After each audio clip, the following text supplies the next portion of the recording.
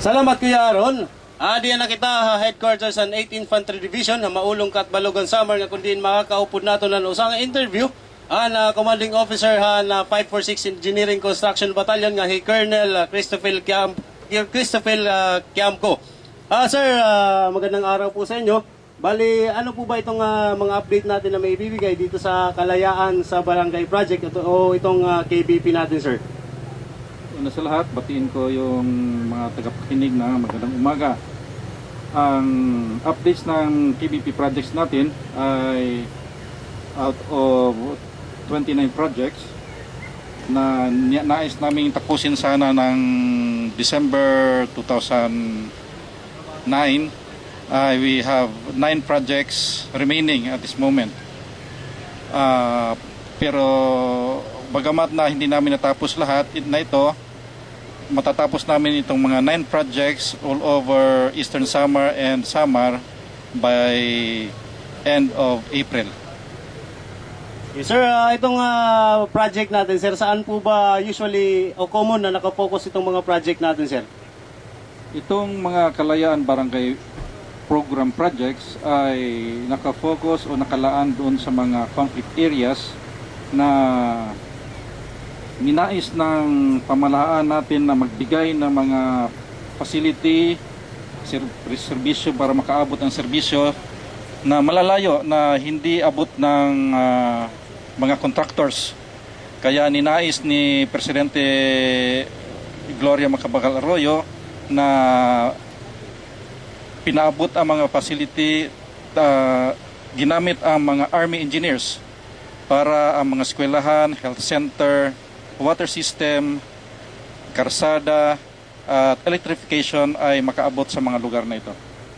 Sir, nababalitaan po natin na itong mga New People's Army, walang pinipili pong tropa kahit na ang tropa ninyo o ng Engineering Construction Battalion ay nagiging biktima nitong mga pag-atake ng mga New People's Army. Gaano po ba katotoo ito at ano pong aksyon ang naibibigay natin dito, sir?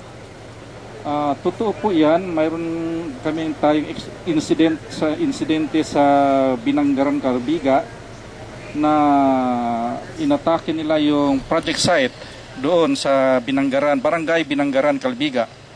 Ang project natin doon sa Binangaran, Calbiga ay isang 2 classroom building, 1 health center at electrification at saka water system. Hindi ko maintindihan yung mga kapatid natin na iba na parang ayaw nilang magkaroon ng magandang development sa lugar nila mismo, na pati kami ay hindi nila sinasanto.